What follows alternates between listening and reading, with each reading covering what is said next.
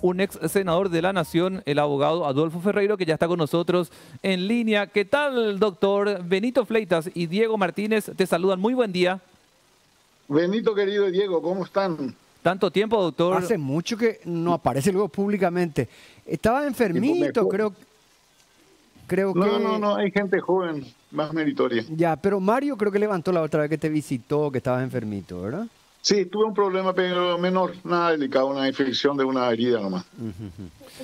Que, bueno, que te recuperes 100%. Ya estuviste con nosotros hace un mes por ahí en BDA, ¿sí? En el programa con Salim Salema y demás, hablando de otros temas. Pero este en particular, doctor, es para preguntarte. A ver, suponete esta película, doctor. Papá está moroso con la mensualidad con el hijo. La municipalidad, porque encuentra su nombre y apellido en Redam, este registro, no le da este documento para poder salir a manejar su vehículo. Te pregunto, a tu criterio, ¿esto es legal, ilegal? ¿Cuál es tu punto de vista, doctor? No, es una barbaridad jurídica y política, ¿verdad? Es decir, además no es que la municipalidad se le ocurre eso porque revisan la relación. Hay una ley, tengo entendido, que le priva a las personas que están en el registro de deudores morosos por prestaciones alimenticias a hacer ciertos actos jurídicos, ¿verdad? Con un criterio de que aplican administrativamente una pena sin tener ninguna consideración por el caso. O sea, no se puede hacer una cosa como esa. Además, se violan principios fundamentales de cómo deben ser las penas. Las penas deben ser razonables, deben ser proporcionales y deben ser pecuniarias o corporales. Esto es una pena que equivale prácticamente a una muerte civil, sin saber ni siquiera por qué está morosa la persona. Y se pueden dar casos muy absurdos, pero que explican la barbaridad de esto, ¿verdad? Por ejemplo, imagínate a un señor que esté enfermo de cáncer terminal y no puede pagar, no tiene trabajo. Bueno, entonces, ¿qué ocurre? Sí. Es una cosa así medio que como que se aplican penas de manera genérica y contrariando todos los principios que hay en el derecho para aplicar la pena. Doctor, este es un apriete. Este es un apriete, es doctor. Una barbaridad. Ahora, es una barbaridad. Te pregunto, Solamente doctor. A ver, yo creo que en la práctica es como un apriete, básicamente, para que el papá se ponga al día porque tiene que cumplir con los hijos. Si no se tuviese este apriete, como le llamo entrecomillado, a este ejercicio a través de la ley, ¿cuál a tu criterio debería ser el camino para que ese papá moroso se ponga al día? Y se le tiene que ejecutar la sentencia que le condena, embargar su sueldo, rematar su casa, ¿verdad? Como para cobrar cualquier obligación. Imagínate, por ejemplo, que vos te atrases con tus impuestos. Entonces, ¿qué va a hacer? Te puede decir, con tus tasas municipales, ¿verdad?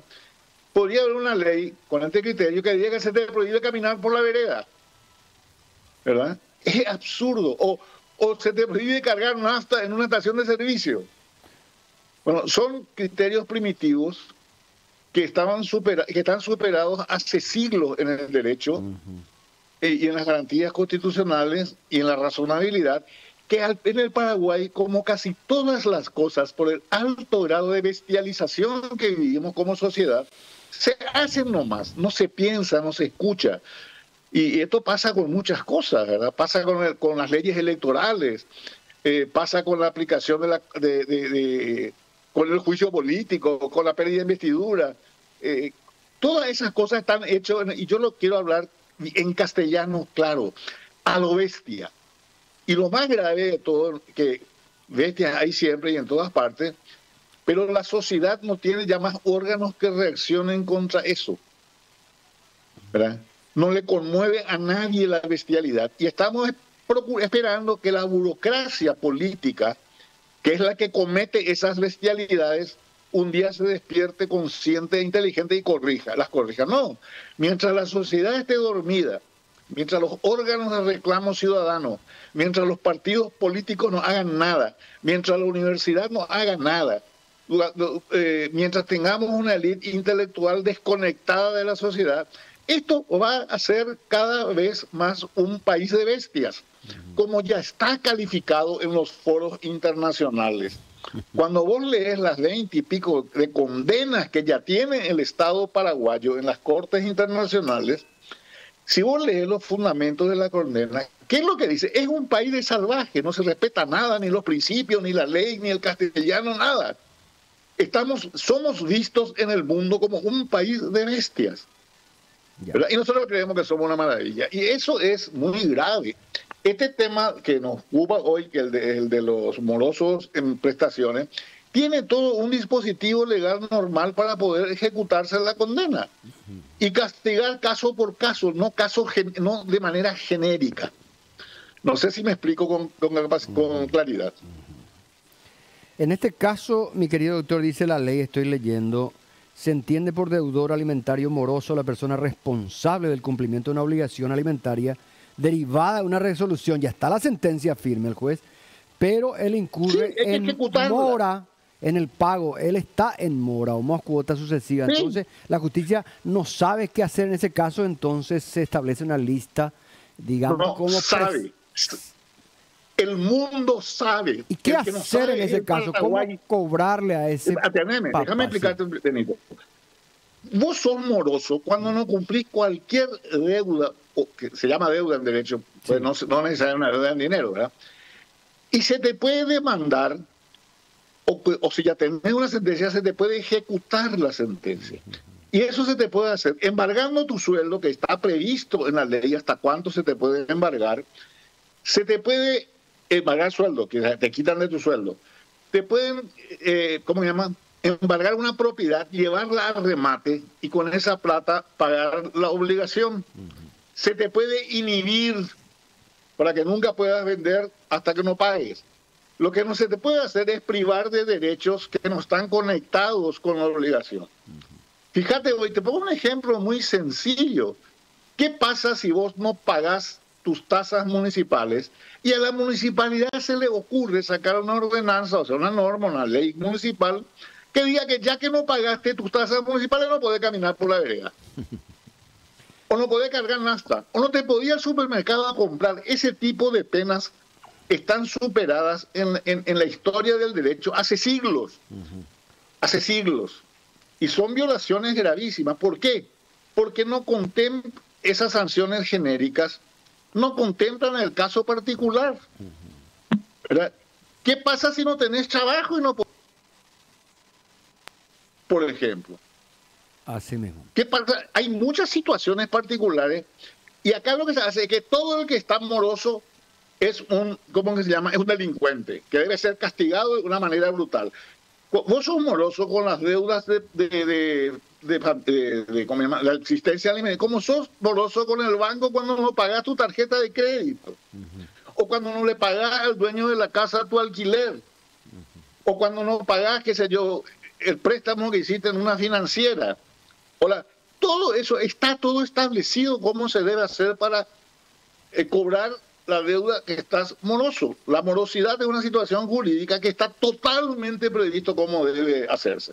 Ya. Pero acá por un lado hacen unas penas de bruto y por otro lado te hacen una cosa como la mafia de los pagarés, que es una barbaridad. Porque está todo muy podrido. Hay que entender que los problemas puntuales que tenemos es el alto grado de podredumbre que hay en la sociedad y en la cultura paraguaya por su fracaso educativo. Nadie sabe más nada, a nadie le importa nada. Puede decir cualquier bestialidad. Ahora, por ejemplo, se está discutiendo cómo se hace para hacerle votar en las elecciones internas a los de otros partidos. Eso es otra bestialidad. Todo se volvió en nuestro país bestial. O sea, el desprecio por lo que es cultural, por lo que es conocimiento, por lo que es razonamiento, etcétera, etcétera. Y así nos vamos por un camino muy sencillo, que históricamente está demostrado. Se va por el entronizamiento, o sea, la consagración de la violencia hasta la guerra civil. No hay vuelta que darle. Y el que diga que estoy exagerando, que lea lo elemental de la historia y va a ver que esto ocurre en los países que se brutalizan. Y nosotros estamos en ese proceso. Bueno, no es muy esperanzador el pronóstico, mi querido doctor, así yo no soy país para andar dando esperanza pelotuda. Sí, acá el tema es que este país está destruyendo la república, está destruyendo las instituciones, está destruyendo hasta el lenguaje. Doctor, vos estuviste en Cuando el vos le escuchás hablar a nuestros bachilleres y a nuestros universitarios, Sí, estuviste en el Congreso. no doctor, saben ni hablar castellano. Doctor, no hubo caso, ¿verdad? Porque la gente va a decir, bueno, el doctor tuvo la oportunidad de hacer leyes y qué sé yo. Eras tan individual ahí que no se podía hacer en el conjunto del Parlamento esos cambios. Yo digo nomás de personas que tan ilustres que estuvieron y tampoco pudieron influir en la masa del Parlamento Nacional. ¿Fue ese tu caso, doctor? Sí, nosotros. Yo, por ejemplo, me enorgullezco y me vanaglorio de haber casi yo solo con los Peperitos atajamos otra bestialidad que se había ya sancionado en la Cámara de Diputados, que fue la famosa ley de libranzas, que era una ley al beneficio de los usureros y de los, ¿cómo que se llama? Y de los comerciantes sinvergüenza, que era, sacaron una ley que decía que vos podías renunciar a todos tus derechos laborales, al alimento de tus hijos, a tu vivienda, a todo, irrevocablemente, para que el acreedor, que generalmente es un usurero, se quede con tu plata. Bueno, eso se hizo en el Paraguay y lo paramos. Peleamos contra la famosa ley esa que te le entregaban tu derecho a salir y entrar del país al Ministerio de Hacienda, con el asunto acerca del certificado de no deber impuestos para darte pasaporte. Sí. ¿Verdad? Conseguimos que se derogara eso y después el Poder Ejecutivo vetó y con aplauso y zapateo aceptamos el veto. Cuando se instaló este asunto de las listas abiertas, desbloqueadas y no sé qué cosa, explicamos 1000 veces que eso en todos los libros inteligentes sobre materia política y electoral dice que es lo que destruye la república, destruye la democracia, destruye la participación ciudadana, destruye la representación.